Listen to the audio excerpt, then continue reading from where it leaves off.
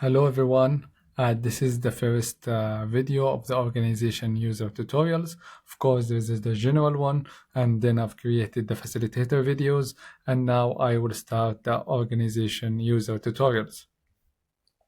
This is the risk sharing platform, and let's see how it will work for the organization users. Of course, this part for the admin, this part for the facilitator. The admin user will start immediately with the risk identification process and will receive the feedback then from the facilitator if the risks are approved or rejected, and then we'll see the act, track, and learn. Let's sign in. We have the credential users, hrn@mohanna.io. Let's sign in here. Let's see, I have already added some risks. And as you remember from the facilitator videos, we've added some meetings, some action items. Everything will be shown here in the dashboard. So this is an already filled dashboard because we've done some work here earlier. And let's see what we are going to do and how we will identify risks. So the organization users will go here to My Risks. My Risks is not available for the facilitator user. This is the safe haven for the organization user where they can add risks as soon as they submit them for review. That's the moment it will be seen at the risk review link, which is, by the way, not available for the organization user. As you can see, it's not available. There is a link for the organization, for the facilitator, where he reviews the risks or she reviews the risks. It's not available for the organization users. So let's go to My Risks. Let's identify. See, we already have some risks here. Some of them already approved and shared, but let's take it from the ground zero up. New risk. So let's identify one risk together, and let's say that this risk about fuel shortage, fuel supply instability, which will impact the mobile clinics if this happened. There's only one consortium this organization user have an access to. Sometimes organization users might have access to more than one consortium if they are managing their risk, their shared risks through this platform for more than one consortium. Instead of creating 2-3 different organization users, through one user you can access all consortiums.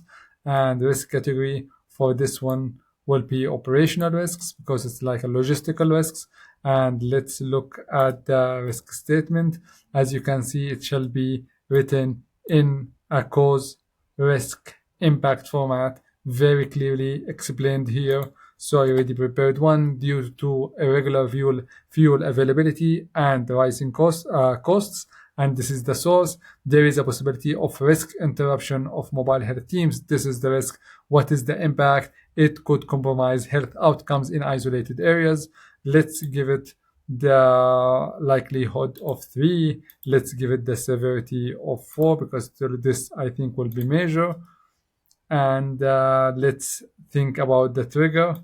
If we can say that we have 3+ canceled mobile missions in a month due to fuel unavailability, that means we have an issue. This is our trigger and we have to act accordingly. What do we have in place? What is the general mitigation measure? The general mitigation measure for us is this one. Fuel forecast fuel needs to be prepared.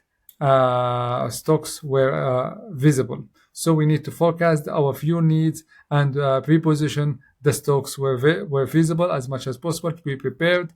And as soon as the trigger happen, we'll start to do this plan.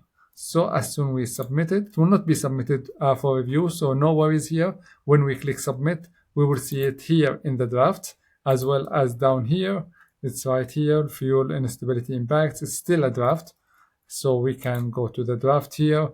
I can discuss with my team. I can just go in here and change any of the items as soon as I agree internally with my technical team, with my risk team. I can simply go here and click submit for review. This will be submitted. Other way I can do it, I can just go to view the details and submit for review right here, or I can edit it as well here. Let's submit it for review. What will happen now? It will be under review for the facilitator. This is some dummy data I have entered earlier. So we have 2 pending risks with the facilitator. If the facilitator choose to share them, they will be in the shared risk. If refused, rejected them, we will have them rejected here. And let's see one of the rejected risks. This risk has been rejected by the facilitator. Let's check its details. Okay, it has been rejected. Okay, let's see the trigger, the mission, and everything. Edit and resubmit the risk. I can go ahead and edit the rejected risk here and resubmit it for review.